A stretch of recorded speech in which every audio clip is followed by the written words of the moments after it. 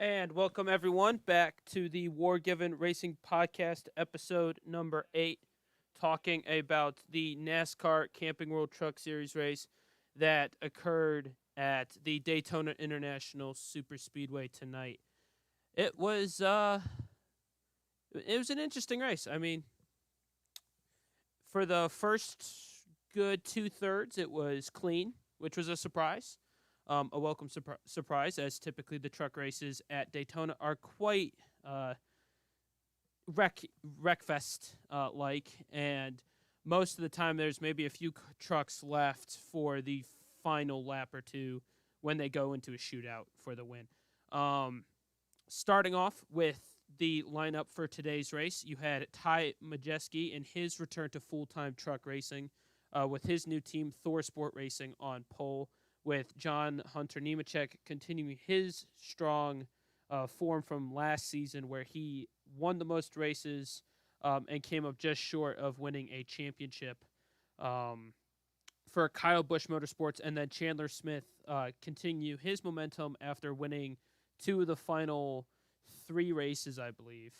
No, two of the final five races of last season in his second season with Kyle Busch Motorsports. And then Tyler Ankrum rounded out the second row with his new team, Hattori Racing Enterprises. And then a notable thing, all Toyotas in the top six. That's not surprising, as Thor Sport KBM are dominant when it comes to the truck series. No surprise that Grant Infinger got his way up into seventh with the GMS truck he had. The biggest surprise was definitely Jesse Little qualifying in ninth in a Young Motorsports truck, although Young's Motorsport did actually win a truck race last year at Talladega with Tate Fogelman. Just scrolling through the list here of the entries just so everyone can get familiar with the names. Christian X was my pick for tonight's race victory, and we will talk about whether it happened or not for him. Notable about today's race is that 6 trucks went home. So if you take a look here, I can point them out. The number 46 of Matt Jaskell, the number 61 of Chase Purdy, the number 10 of Jennifer Jo Cobb, the number 3 of Jordan Anderson, and the number 84 of Clay Greenfield all went home because of how NASCAR does their qualifying system, which is 31 trucks make it on speed, and then the remainder, the first 5 on points from last season or a champion provisional, make the show, and then the rest are left out.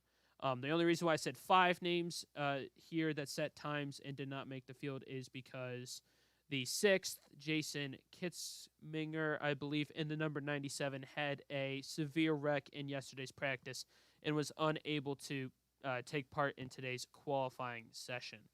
So, with that being put out of the way, we will look at the end of Stage 1. Stage 1 today went 20 laps, and that was repeated in Stage 2, and then the final stage was 60 laps in today's race. So, John Hunter Nemechek led home his teammate Chandler Smith, followed by Stuart Friesen in the 52, and then his other teammate Corey Heim in the 51 for a all Toyota top 4. How these stage points work is at a certain point in the race, NASCAR will throw a caution, deeming it the stage break. The top 10 earn points, 10 down to 1. The driver in first place who wins the stage gets a playoff point, which matters for races down the line. Excuse me, I forgot to press the button. Oh, boy. We've been having a bit of a rough few days. But anywho, now you can see the screen. John Hunter Nemechek wins stage 1, followed by his teammate. So Nemechek with a strong 10 stage points. Now, after stage 2, John Hunter Nemechek won it again. And, yeah, very impressive for John Hunter Nemechek that he swept both stages at a super speedway where the gap is quite small between the top trucks.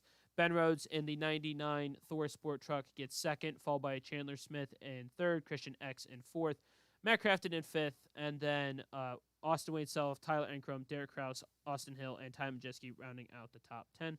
If you happen to notice the dash mark of a driver in the top 10, That means he is ineligible to run for points in the Truck Series because he runs in a different series.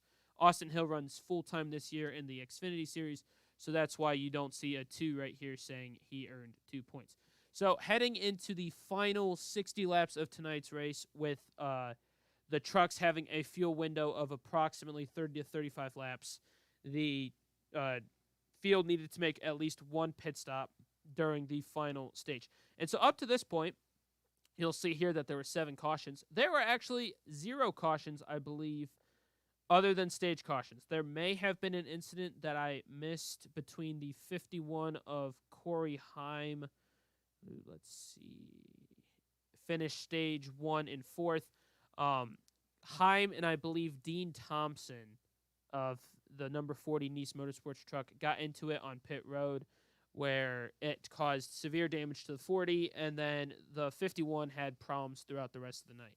So if we take a look at the final standings for the race, you can see that Zane Smith in the number 38, his first race with Front Row Motorsports. Yes, that is the same team that won last year's Daytona 500. Managed to hold on for the win, followed by the 99 of Ben Rhodes and the 98 of Christian X, with Tanner Gray and Parker Kligerman rounding out the top 5. So, stage 3, 60 laps. It was caution-free for about the first half, and then Corey Heim had his first of, I believe, 2 tire issues. And so the field came down, they got fuel, they knew they were going to be close, but they could most likely make it to at least the end of regulation. NASCAR does an overtime where if the group does not see the white flag on the last lap, cross the line for the final lap to start it, the race can reset into overtime where it is a green flag lap. Then you have the final lap, and then you see the checker flag and the race is over. So it's a green-white checker. As you can see, there was 106 laps due to some caution laps that had to be run while they were still cleaning the track after the incident that happened on lap 99. But so getting to that lap 99 incident, 30 cars were on the lead lap going into this final 12-lap restart after a 3 or 4 truck incident happened with about 15 to go. 30 trucks on the lead lap for the truck race at Daytona is insane. That means they're going to be going 2, 3 wide, at least 10 to 15 rows deep. And that typically ends with the big one. Well, it didn't disappoint, because the big one happened with about 10 feet to go until the start of the last lap. So Zane Smith, Christian X, Ben Rhodes, you can't see the names here because they were involved in it, but Chandler Smith, Tate Fogelman, John Hunter Nemechek, Matt Kraft, and Tyler Ingram. All of these trucks are running up front, 2, 3 wide, and they're about to cross the start-finish line to end this, to get to the final lap of this race. John Hunter Nemechek gets into the back of the 16 of Ankrum. It loosens him up. The 98 of X, who's leading at the time, comes up to block. It squeezes the air around the 16, where he just goes up and he gets loose and spins out down into the bottom half of the field, or the bottom line of the field. And so this causes, I'm pretty sure there was 15 trucks involved in some way, shape, or form in that accident. And so you can see here the cars that retired due to the incident. You had the 9 of Perkins, his teammate, and the 91 of Colby Howard, Grant Enfinger, Tyler Ankrum, all retired. Matt Crafton tried getting his car repaired, and there's a great tweet up on Twitter that shows Crafton's crew attempting to duct tape the front of the car or the truck back together. NASCAR told him he couldn't take it, he couldn't leave pit road, so he ended up with his night being done.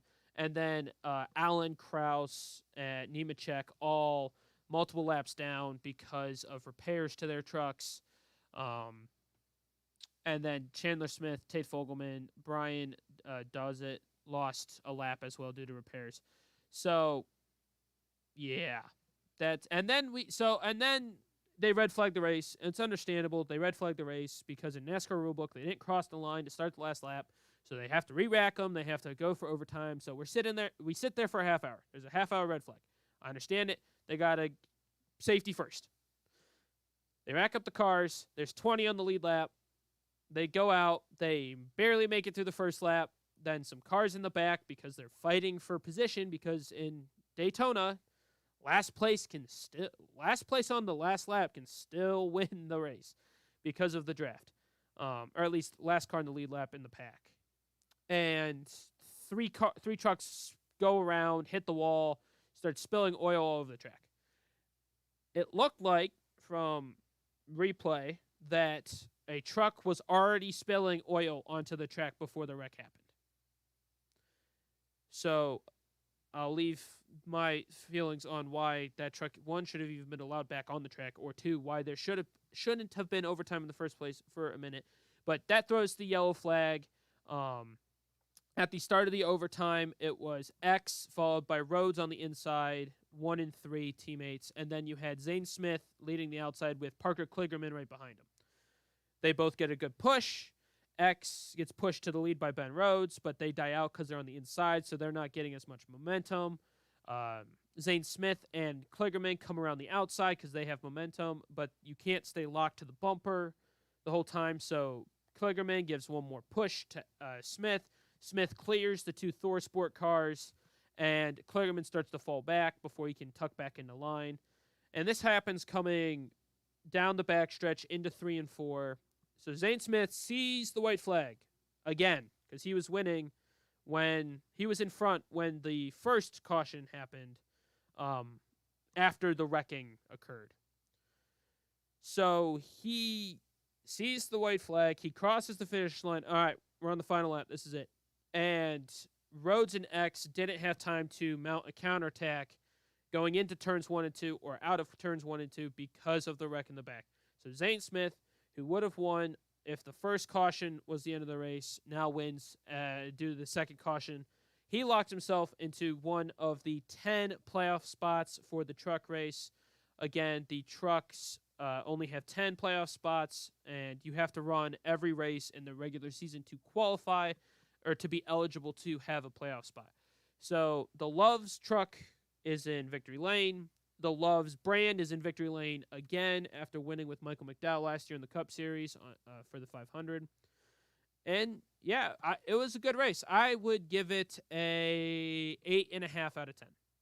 It was a lot cleaner than I expected. And the loss of 1.5 points is not because of the racing, because I thought the racing was quite good. At times, they decided to train where they were single file around the track, saving their trucks. And I understood it. I mean, they want to win this race. This is their Daytona 500. If you're in the truck series, this is your Daytona 500. So I completely understand why you want to wait, why you want to make sure you're there at the end. It makes sense. And the loss of the 1.5 is the broadcast. And this is the rant mode, so if you... I need to just get a button that's like the rant button. This is the rant time. Why on good God's earth are the Fox Sports 1 crew that they have in the booth? Kurt Busch did good. I like Michael Waltrip. I like Vince Welch. I'm going to check to make sure I got that right. But I think they're good at their job in pre-race. I think Michael Waltrip is very good with the drivers on the grid, on pit road before the race. Good God, did they sound bored tonight. They sounded so bored because there weren't wrecks. Because the drivers were doing their damn job and driving cleanly. And when there was action, they did a good job. And it wasn't their fault that the broadcast crew couldn't put their camera on the wreck or put their camera on the incident. I mean, and then going to commercial. I mean, I understand it's Daytona. There's going to be lead changes. And there were 18. That's low. That is extremely low for a race at Daytona. But why are you going to commercial when they're too wide? I mean, they made it farther than I thought they would before they had the first full screen commercial. They made it 8 laps. 8 laps out of 100, and they already had a full screen commercial. And to me, that's just poor from Fox. I mean, it could be worse. It certainly has been worse. But you could tell the booth, they're like, man, we don't know what to do because the wrecks that we normally rely on to talk about aren't happening. And so that kind of brought down the quality. The other big thing was stage cautions. I don't like them, but if you're going to have them and you're going to have a 20-minute break in between green flag racing, don't count the laps. Don't count the laps, please. I mean, in a truck race, you already are so short of a race. 2 hours. This race took 2 hours. It shouldn't have taken 2 hours. It should have been over in an hour and a half. But, and maybe it was. Maybe the time elapsed isn't red flag time. So that's not bad. But they ran, I think it was 6 laps under caution for the first stage. And I know there was the incident with Corey Hyman, Dean Thompson on pit road, and so that's going to slow things up. But that's why you don't count those laps. You freeze them. You showed you could do it. You did it at the Coliseum for the Clash. Any caution, you froze because it was a quarter-mile track. So apply that to stage breaks. If it's a caution naturally during the race, count the laps. If it's a stage caution, you freeze the laps. The people that went to tonight's race wanted 250 miles of racing. Instead, at best, they got 225. And sure, they got a little bit tacked on because of the overtime. But still, the overtime, even if you count the caution pace laps that they had to run to make sure the track was safe to run on, doesn't equal the 10 laps of caution they had under stages. So that's my bit on stage cautions. If they're going to have them, which I don't think they should just not count the laps. Just my thought on it. The fact that, and then overtime, the track was clearly not cleaned up. I mean, I don't think you can clean the track up in 30 minutes. And you saw it took 30 minutes for them to clean it up to run one more lap that had a less satisfying ending because it was 2 or 3 of the trucks in the back of the front pack that wrecked. And even if you want the entertainment, if you want the wreck to happen, you want it in the front. As awful as that sounds, you want it in the front because that's dramatic. Just 3 trucks in the back of the pack trying to get a spot to help their finish. Not very dramatic, and it was at the start of the last lap. That track wasn't safe for them to race on. You saw it because trucks were leaking oil. There was still oil on the track. That's a failure on NASCAR race control to realize that trucks are 1, leaking oil, and 2, that track wasn't ready. I understand they got to go back because of TV time and all that. I get that, but you got to be safe. You have to think of the drivers here. Most of these drivers are either 1, part-time, 2, young and upcoming, or 3, they're old veterans. And that's no disrespect by saying old veterans. They typically race the cleanest or they're the most controversial. It's a weird balance. And then there's a few full-time professionals that are like in that middle stage, like Ben Rhodes, Zane Smith. Let's see. I mean, Matt DiBenedetto is a Cup veteran, so he's pretty experienced. Timmy Hill, Riley Herbst, Stuart Friesen, those guys are Austin Hill. Let's see who else we got here. John Hunter Nemechek has a year of Cup. Grant Enfinger. All those drivers know how to race. And you have such a unique mix. Someone is going to get hurt because they keep doing these overtime finishes. And you saw tonight, it wasn't as dramatic. It wasn't as good as the ending that would have ended the race on time. That's just my thoughts on that. For my pick for the truck race, finished 3rd. I'll take it. Didn't get wrecked out. Almost got knocked out by the bump from Nemechek into Ankrum that nearly took out X. And on that incident, Nemechek hit him. It's normal because it's Daytona. You bump. You try to get that draft. You try to get the speed up. And, stuff happens. Aerodynamics do some funky things when you're going 180, 190 miles an hour. So that's really no one's fault. I'm just happy no one's hurt. No one was hurt badly. When you see 20 cars involved in a wreck that looks like it's out of the movie Cars. I mean, watch some of the onboards. I know the broadcast showed Riley Herbst on board, and he's literally bobbing and weaving. And he gets collected, but not super badly, and then he nearly gets recollected. Like, it looked like it was from the movie Cars. And so, yeah, it was just a little unfortunate, I feel, because controversy, you don't want to go into the weekend of your biggest race with controversy, and we already have it. And so, yeah. But, anywho, we're going to forget that. We're going to move on to the Xfinity Series. They had their practice today. They've got 47 cars for 38 spots. Pole, I'm going to go with... who do I go with here? I think I'm going to go with Justin Allgaier. Justin Allgaier is going to be on pole. And then for the race win, I don't know. I think I got a feeling it's going to be Sheldon Creed. I believe his first ever Xfinity start. I know it's his rookie year because he moved up from trucks last year with Richard Childress Racing. I'm going Sheldon Creed. So pole's Allgaier. Sheldon Creed's going to win the race. I think the call-it cars of Castle, Allmendinger, and Hemrick, the defending champion, it's going to be close. But I think something's going to happen where, much like tonight, where Enfinger got taken out in that last, that first big wreck on lap 99. I think something's going to happen that's going to take out quite a few favorites, and I think that Sheldon Creed's going to sneak through and win that race. I think that's what's going to happen.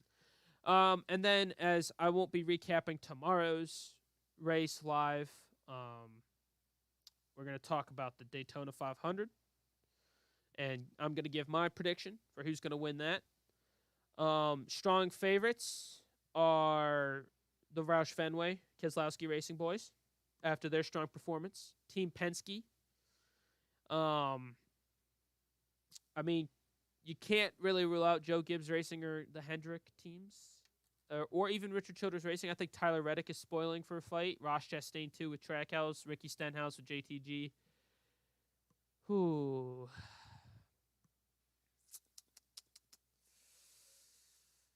I know the popular pick has been Ryan Blaney, and I think that he's probably going to be in a position to win, just because he's pretty clean. But I'm going to go... my dark horse is definitely Ross Chastain because of his aggressiveness. If they avoid wrecking up until that last lap, I bet you he could do it. He might do a Joey Logano and start the big wreck. But so he's my underdog. Oh, I think Keselowski's going to do it. I really do, and I'm going to look like such an idiot when it doesn't work or when he wrecks out earlier on the race. But I think Brad Keselowski in his first Daytona 500 as a team owner is going to do it. I think he's going to break. I'm going to look it up right now. Brad Keselowski. All right, let's. I know it's Wikipedia, but I know they've got a Daytona 500. Yeah, he's never won it. I think he's going to do it. I think we're going to see a first-time Daytona 500 winner again this year. And I think it's going to be Brad in the number 6 Roush Fenway car. Or, my bad, Roush Fenway Keselowski, RFK. So, yeah. That wraps it up. I will be back Sunday night with the immediate thoughts after the 500. I have off work this year, which is fantastic. So I get to watch all the race. Weather's looking good. I would highly, again, recommend watching that Xfinity race tomorrow because it's going to be just as entertaining as the Cup race. And those Xfinity cars, they aren't brand new.